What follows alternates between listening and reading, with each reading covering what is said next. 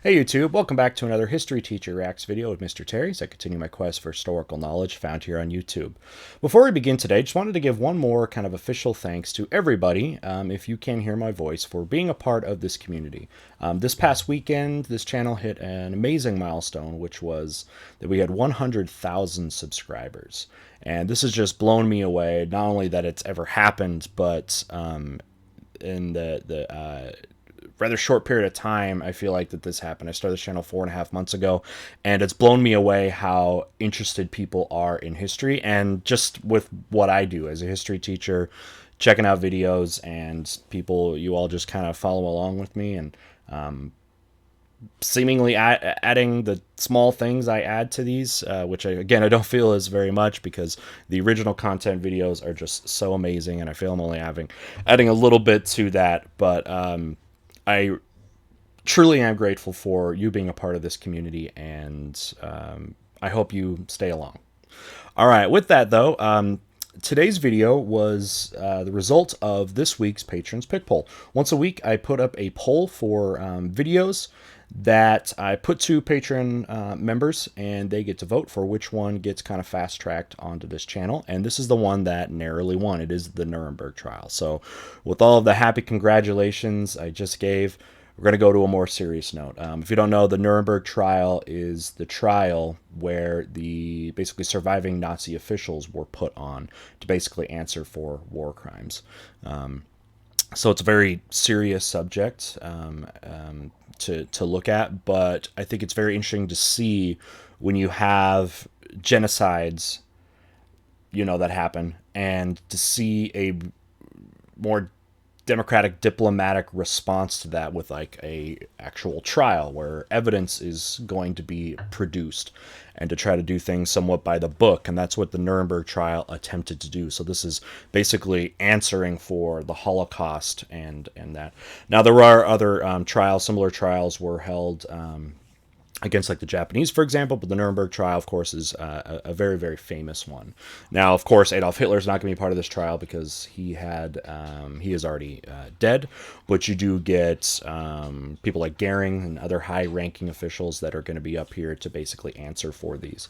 So we're going to go ahead and jump in. Again, this was voted on by the Patreon members. If that's something you would be interested in, there's a link down below to the Patreon page, and for as little as just $1 a month, you can support this channel, and it goes a long way.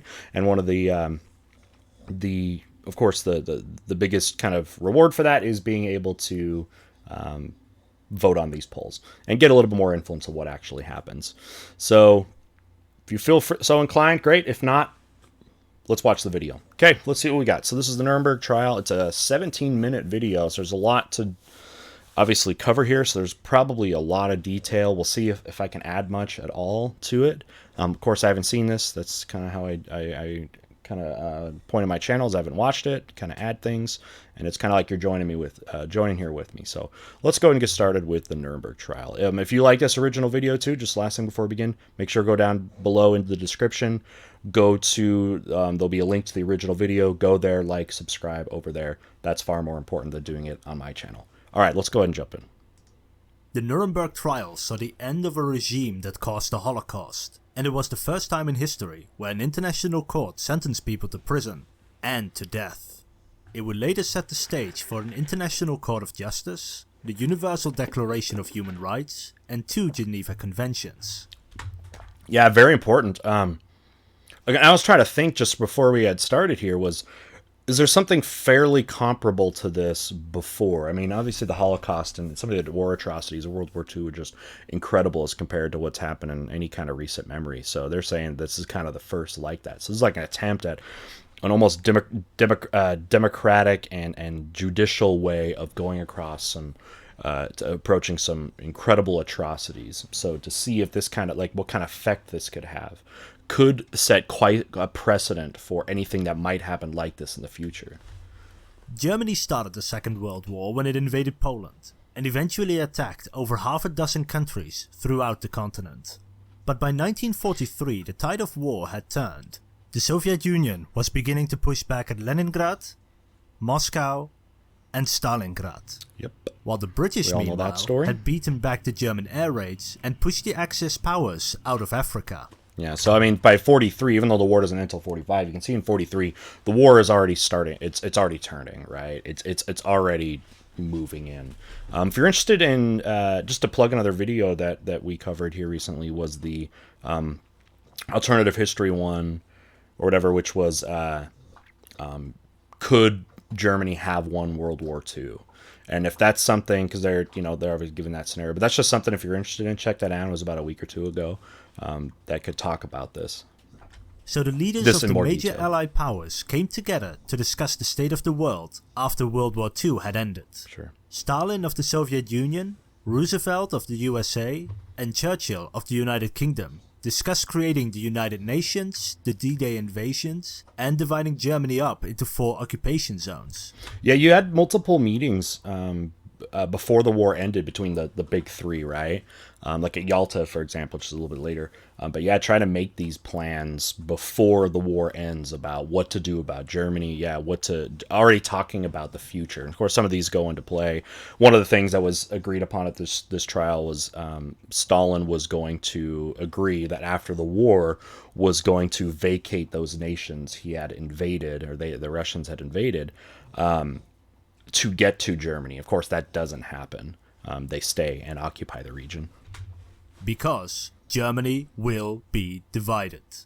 But that was not all. Yeah, like think about it. Like after World War One, there was occupation. Okay, right? Occupation in especially the western part of Germany after World War One.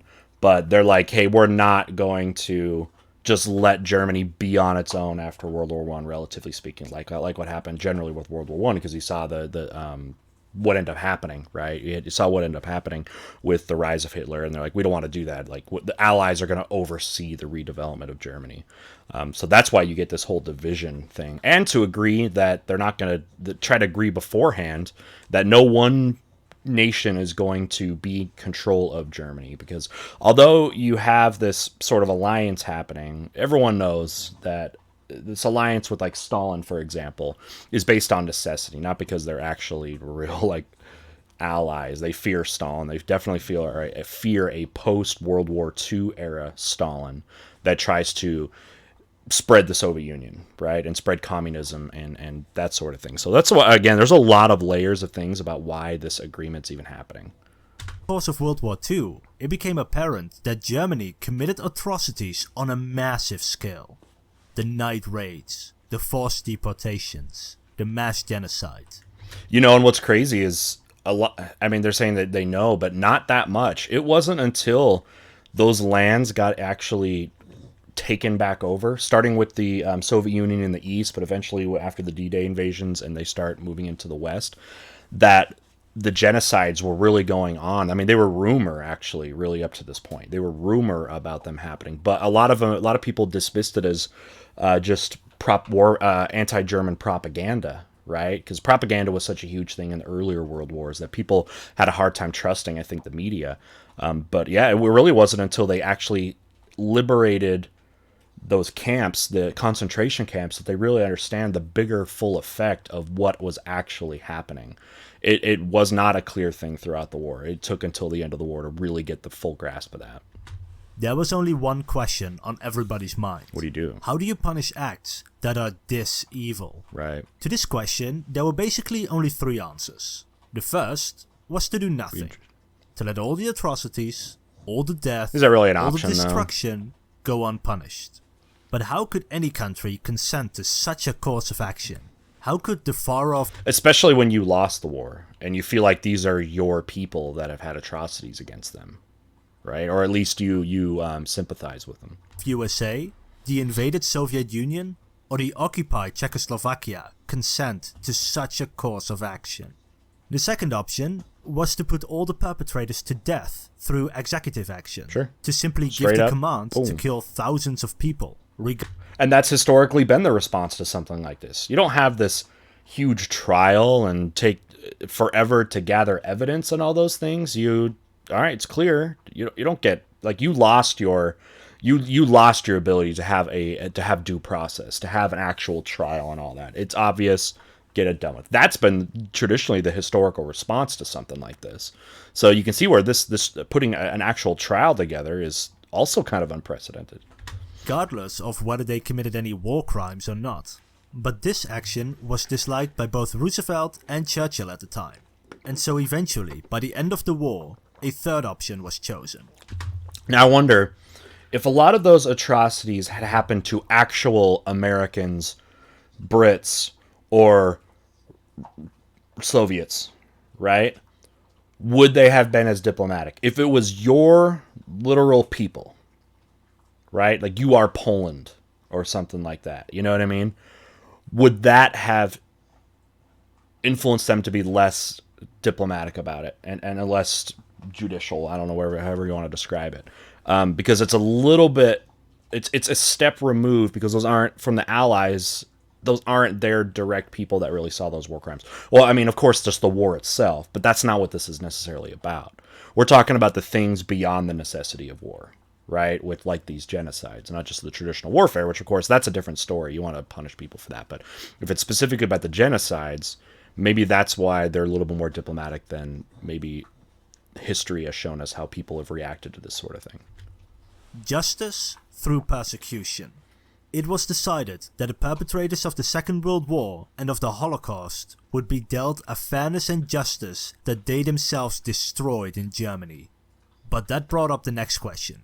How do you punish someone from another sovereign country for crimes that are not actually illegal in that country? The Allied powers answered this question with the London Charter of the International Military Tribunal. Okay, good. So I haven't seen this before, but that is an interesting question, because they're asking, do they actually have jurisdiction there? Is there jurisdiction? Because is Germany technically under these laws? No, because there's not these international laws. That's, by the way, why after the war you get like the UN and some of these the Declaration of Human Rights and stuff that is going to be talked about and kind of pushed, kind of forced down to people all across the world that everyone's going to have to agree to. There wasn't really such a thing, even after World War I, quite like that, like this. The World War II changed everything about international law. It really did. So I'm interested to see what they're going to find as their grounds for having justification and jurisdiction to do this. This charter laid out a system where 4 different legal codes of France, the Soviet Union, the United States, and the United Kingdom so they are going to be subject would be to incorporated into Allied a single law. tribunal. There were prosecutors and defense attorneys according to British and US laws, but decisions and sentences were imposed by a group of judges, according to French and Soviet legislation. Furthermore, 4 types Is of that is that just to balance it out, so like everybody gets somewhat representation? Why not make it balanced in both the prosecution and the judging? crimes were determined that a person could be indicted for. The first is crimes against peace, which included planning, initiating, and waging wars of aggression, or wars in violation of international treaties.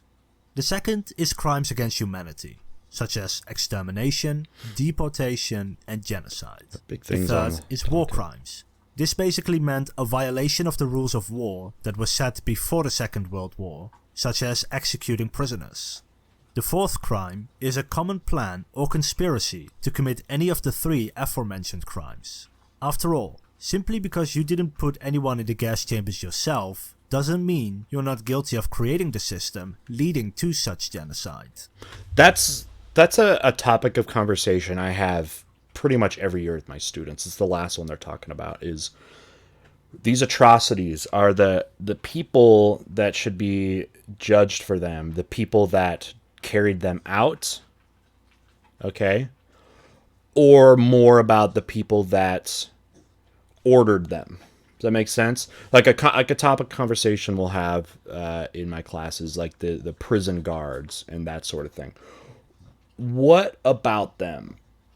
Are they guilty in some kind of equal way to the people that carry out those orders, right? Like who is the ones that should get the punishment? Should it be both? Should it be one or the other? That usually makes for a pretty interesting discussion. So feel free to have that one, as long as it's civil. You know what I mean? But I mean, these are big crimes being put out there, and it will need to be, they want to provide evidence of these, which probably will not be that hard. It would be possible for someone to be indicted for any or all of these crimes. For example, Wilhelm Keitel, who was the de facto head of the German military during the war, was indicted for all 4 crimes. He was found guilty on all 4 charges at the Nuremberg trial and sentenced to death. Or take the case of Julius Streicher, publisher of an anti-Semitic newspaper. He was only indicted for conspiracy and crimes against humanity, and he would only be found guilty of the latter, although he too would be sentenced to death for that crime. It is important to note that this is not the only trial. There were several others, such as the doctor's trial and the judge's trial. The Nuremberg trial, however, was only for the worst offenders. Those who had created the system of oppression and extermination in Germany and its occupying territories. The top. One of such worst offenders is Wilhelm Frick, Minister of the Interior and co-author of anti-Semitic laws imposed in Germany before the war. Or Ernst Kaltenbrunner, the highest-ranking SS officer tried at Nuremberg and chief of the intelligence, Gestapo and criminal police. Yeah, so they're going after the top. Now, I'm sure they'll get into it, but there was also, between the end of the war and this moment, there were also multiple leaders that would have been tried that ended up committing suicide, probably knowing what their fate was going to be. So this is the surviving ones, so there could have been a lot more people. There could have been more people. Both of them would be found guilty, and both of them would be sentenced to death. In total, 24 men would be indicted at the trial. Of these 24, there are 3 special cases we need to discuss first. First is Martin Bormann, who was party secretary. He was absent at the trial. He would be found guilty and sentenced to death in absentia. However, it would be discovered in 1972 that he had actually died a few days before the war had ended, but his body wasn't identified before then. There's also the case of Gustav Krupp von Bohlen und Halbach, a major industrialist. He was found medically unfit for trial and passed away in 1950 without sentencing. I've heard of that. And thirdly is the case of Robert Ley, head of the German trade unions. He believed that, as the loser in the war, he ought to just be shot rather than to be brought before a tribunal like a criminal. Ley therefore strangled himself in his cell 3 days after receiving his indictment. The trial was now almost ready to begin.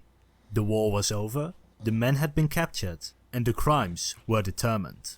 But there was one more obstacle to overcome before the trial could commence. So before this, there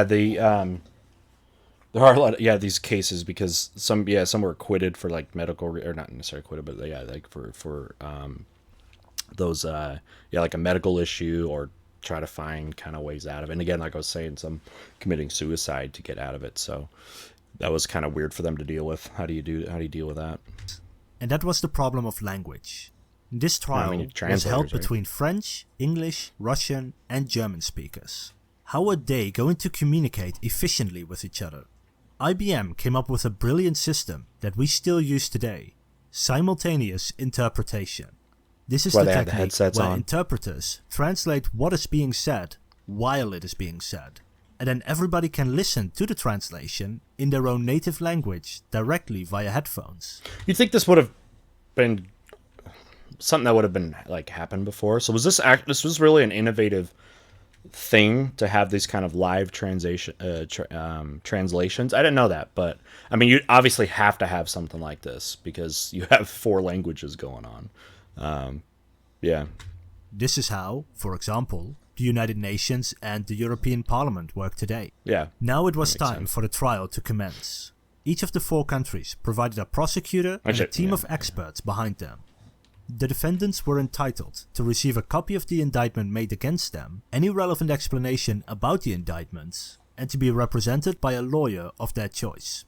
And of course, the defendants chose the best German lawyers they could possibly find. To give an example of how good these lawyers are, let's look at the case of Admiral Karl Dönitz.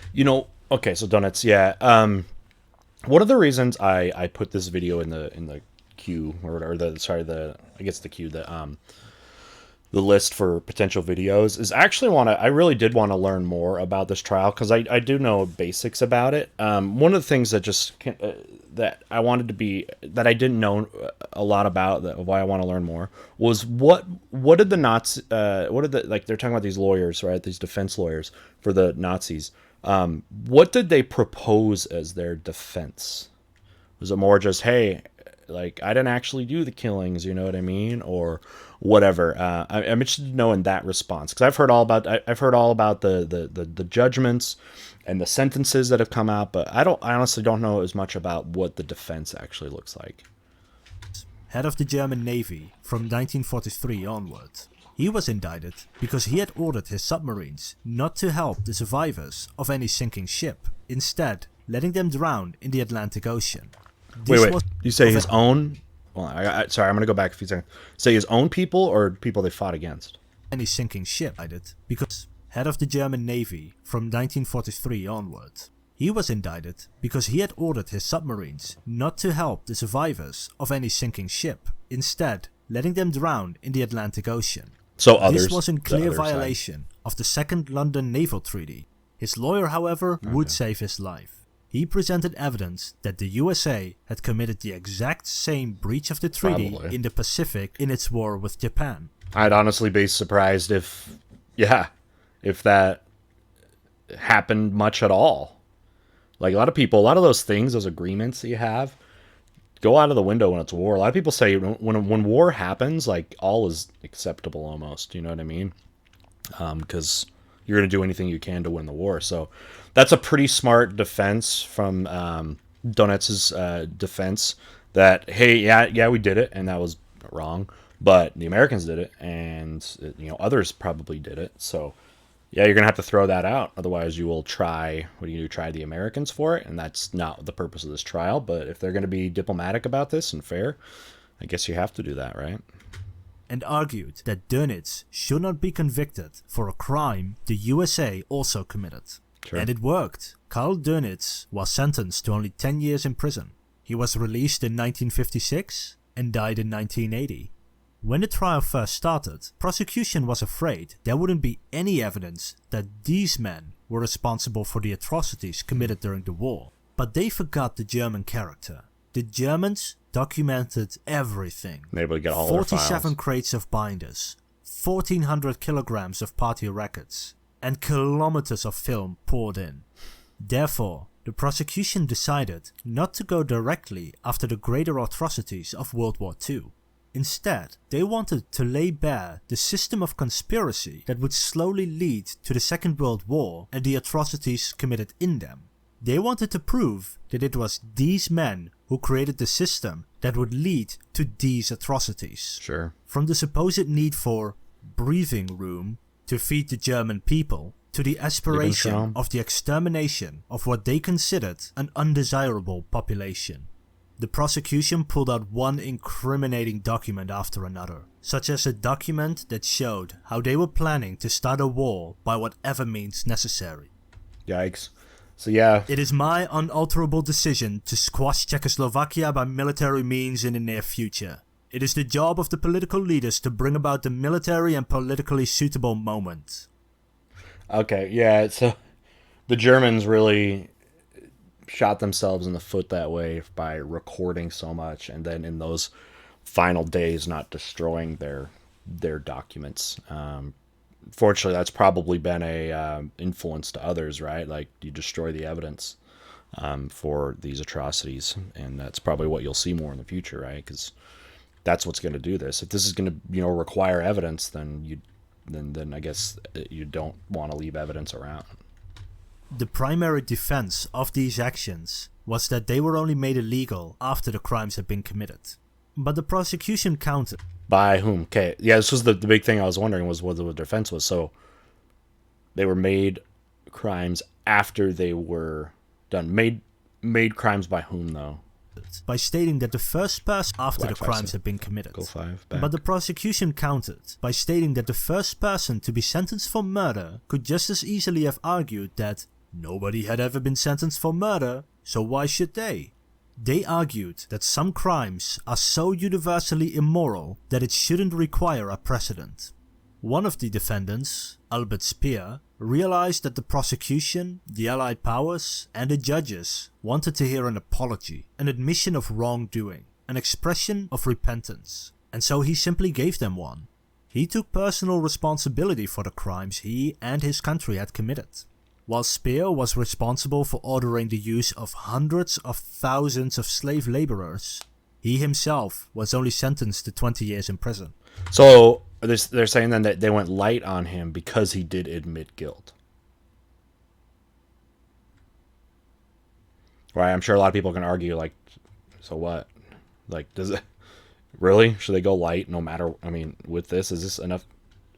Is this enough to just not fully punish these guys to the fullest extent of the law? Just, okay, he said sorry, so we're only going to give you 20 years. Interesting. He was released in 1966 and died in 1981.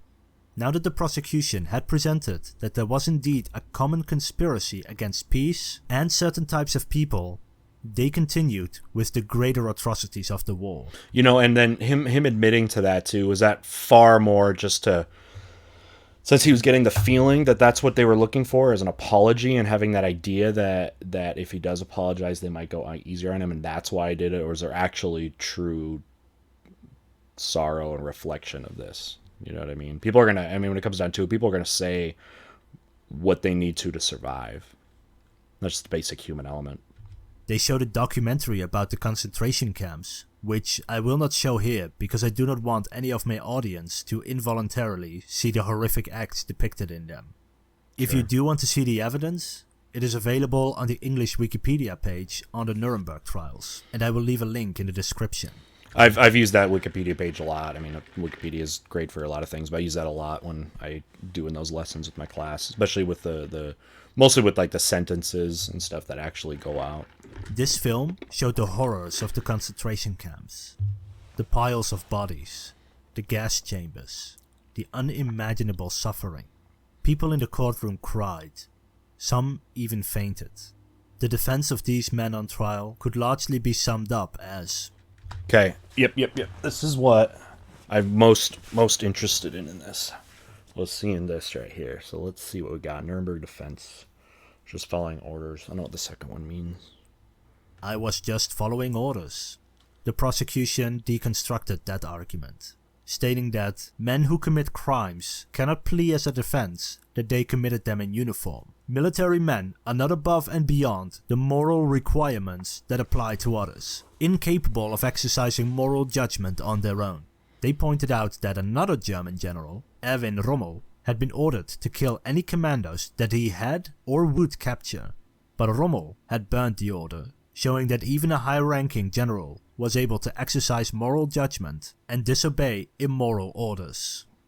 As the trial progressed, a very curious case became... That then kind of answers again what the tribunal said about the question I talk about with the kids, which is that even if you're not actually carrying it out, if you are like responsible in the planning of it, then yeah, you're there. But those people that carry it out, that just carrying out orders is not going to suffice as an actual defense. So that's basically, it looks like what the tribunal is establishing here.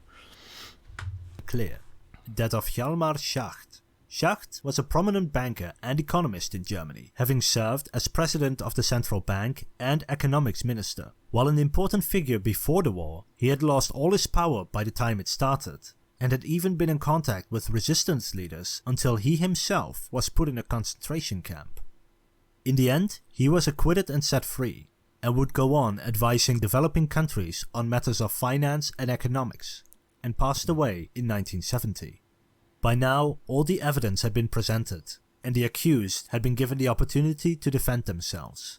It was now time to pass judgment. It took the judges 2 days to determine the sentences of these 24 men. 12 were sentenced to death by hanging, 7 were sent to prison, 3 were acquitted, and 2 were left without a decision. Of those men sentenced to death who have not yet been named in this video are Hans Frank, Governor-General of occupied Poland; Alfred Jodl, Makes sense. a general in the German military who signed the summary execution of the Allied commandos and Soviet commissars. Joachim von Ribbentrop, ambassador to the UK and later Minister of Foreign Affairs. He was responsible for a treaty that divided Poland up between Germany and the Soviet Union. Alfred Rosenberg, Minister of Eastern Occupied Territories. Fritz Sauckel, head of the slave labor program. You're seeing so many people that there's evidence are in this, right? It's not a Hitler thing, right? There's a lot of people that are in on this. To be able to do something at this scale would have required the compliance of a lot of people, and you're seeing that right here. Arthur Seyss Inquart, commander of the occupied Netherlands, and Hermann Goering. We'll come back to him in a little bit. Yeah. The men sentenced to prison. There's a fascinating quote that if they don't share it, I hope I remember to share it with you. That's really eye-opening. Basically answering the question, how were the Nazis able to do this? How were they able to do this? Who have not yet been named. Walter Funk, Minister of Economics, and sentenced to life imprisonment, but released due to ill health in 1957 and passed away in 1960. Konstantin von Neurath, Minister of Foreign Affairs and Reich Protector of Bohemia and Moravia, and resigned in 1943, sentenced to 15 years in prison, but released in 1954 due to ill health, and passed away in 1956. Erich Raeder, Commander-in-Chief of the German Navy until his retirement in 1943, sentenced to life imprisonment, but released in 1955 due to ill health, and passed away in 1960. Baldur von Schirach, head of the party's youth division until 1940, sentenced to 20 years in prison and passed away in 1974. And Rudolf Hess. We'll also get back to him later. Out of the three men who were acquitted, there was the previously named Schacht, but also Hans Fritzsche, a popular radio commentator and head of the news division of the propaganda ministry. His crimes were not deemed severe enough for this tribunal, and he would later be sentenced to 9 years in prison at a different trial. He would be released in 1950 due to ill health, and died in 1953. And there is Franz von Papen. So many of them are unhealthy. He served as the Chancellor and Vice-Chancellor of Germany, was an ambassador to Austria and later Turkey. He was acquitted at Nuremberg. However, he would later be sentenced to 8 years in prison for his actions during the war. He appealed that decision and was once again acquitted after serving only 2 years in prison, and passed away in 1969. The hangings of those sentenced to death would take place 2 weeks later. Hermann Goering, the highest-ranking man on trial, took one last act of defiance by committing suicide. He was commander of the Air Force, de facto head of the economy, and the original head of the Gestapo. He was found guilty on all charges and sentenced to death. The hangings were supposed to be done via the standard drop method, where the goal is to break the neck so the person dies instantly instead of suffering a slow strangulation. But some of the hangings were botched and took several minutes of strangulation before they died. Von Ribbentrop took 17 minutes to die, Jodl 18, and Keidel 28. Jeez. The bodies were then cremated and the ashes dumped into the river. So I wonder if this is like for the, being a more modern era, having hangings, right, seems very outdated in that method of doing that. So I do kind of wonder why they chose that of the ways to do the executions. But anyway, if anyone knows, you can let me know why they chose hanging of all of them. I'm still gonna let them because there's about a little less than 2 minutes. See if they say any more about it with Goering, but I haven't forgot. But there's something I want to share if they don't get to it.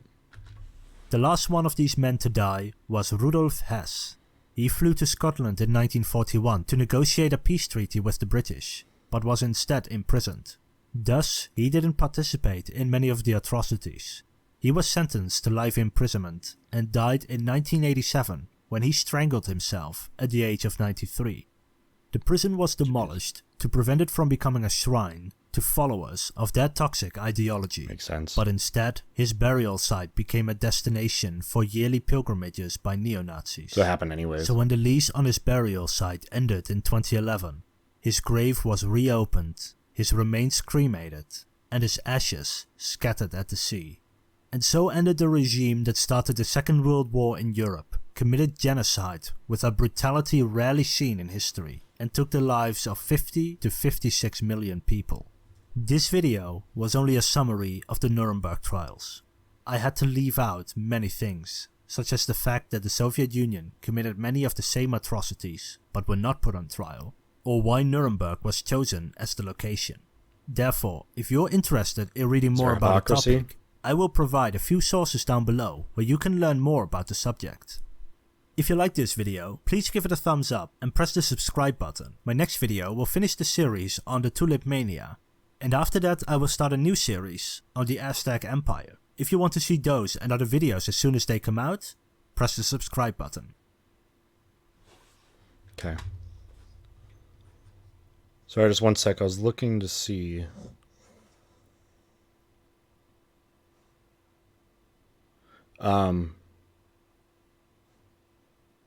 Okay, yeah, here's the quote I wanted to find out.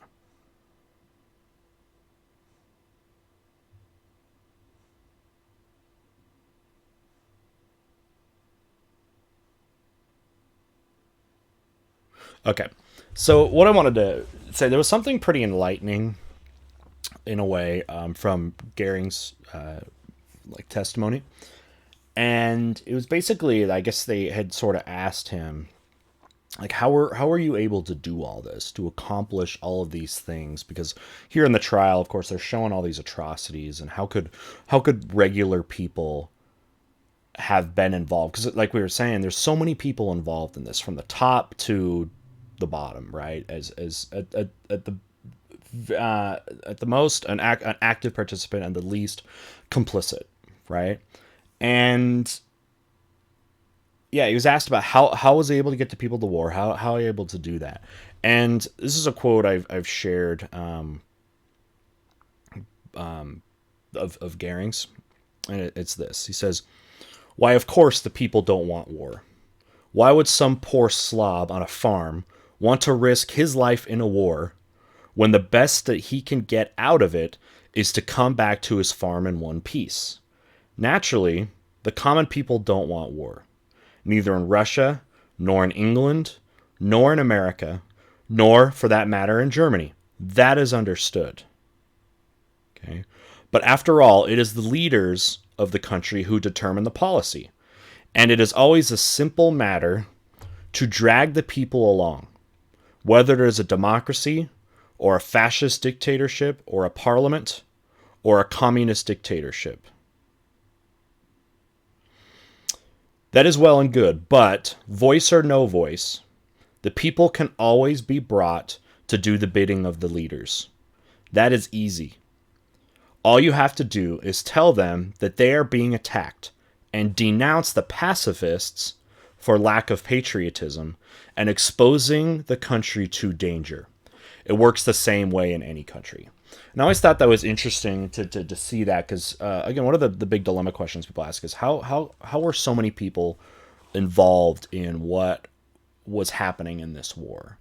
And it's a pretty enlightening thing, because he's saying it wasn't hard, actually. It's not hard to do this.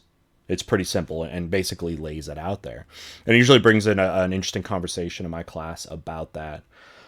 And if you haven't thought of it that way, that's an interesting thing to think about, with what Goering said, right, as somebody that was very much involved in that process. So anyway, I thought I would share that with you. It's a pretty enlightening thing. So, okay, well, to the video, yeah, a lot of interesting stuff there. The things, again, I did learn more about I was interested in knowing more about the acquittals. Why were certain people acquitted from it? And then, again, what was the defense? And it really only looks like the defense actually worked in a very, very few cases, of saying that they weren't responsible. Or at the one you saw at the beginning was a Donetsk that said, well, we did things that the other people did too, so you can't just try us. You know what I mean? So yeah, it looks like, obviously the defense wasn't strong, because the punishments were pretty harsh. Again, half of them got hanged. Another half of that next half or so, was it about, did life in prison, and some got shorter prison sentences, and a couple were acquitted. But Anyway, interesting with that there. So the Nuremberg trials again has definitely set a precedent for future war crime trials, because you have precedent, which means basically that you have something to go to. There was some kind of that if you did this today, saying this is how this kind of crime has been tried before. So oftentimes they do that. They try to keep punishments consistent, right? But anyway, so yeah, this was very interesting to me to learn more about it. Again, not a very enjoyable thing to look at in history when you talk about death and destruction and all of these things, and genocides and stuff that just goes a little, definitely beyond what you generally see with some of the horrific parts of history. So, but it's obviously really important to learn about, right? I mean, it's important that we are studying this stuff and talk about it, right? We have to keep talking about it all the time. All right, with that, we'll go ahead and start wrapping up here. If you liked this video, make sure you go down to the description and go to the original video, give them a like and subscribe and a view, tell them that you appreciated that, and that would make me very happy as well. If you like what we're doing here, if you're new to my channel and are just kind of new to what I do, I'm a history teacher. I like to watch these videos, comment when I can, and just continually try to learn more. If you'd like to continue on this little journey with me, make sure to subscribe and enable notifications. I do a lot of live premieres and live streams, so you can be part of our community. Another plug, this was chosen by our Patreon pledgers. So if that's something you'd be interested in, membership start at simply $1 a month if you did want to support that way. Of course, never required. But thank you for those that do. It is very appreciated. Link down's below as well. If you'd also, another thing to get it more involved is to be part of our Discord community. We have a large, very active community of history lovers. Go down into the description as well and join our Discord server and get involved in the conversations. All right, with that, I think we'll go ahead and end. Thanks for joining me today, and I hope to see you very soon. Bye.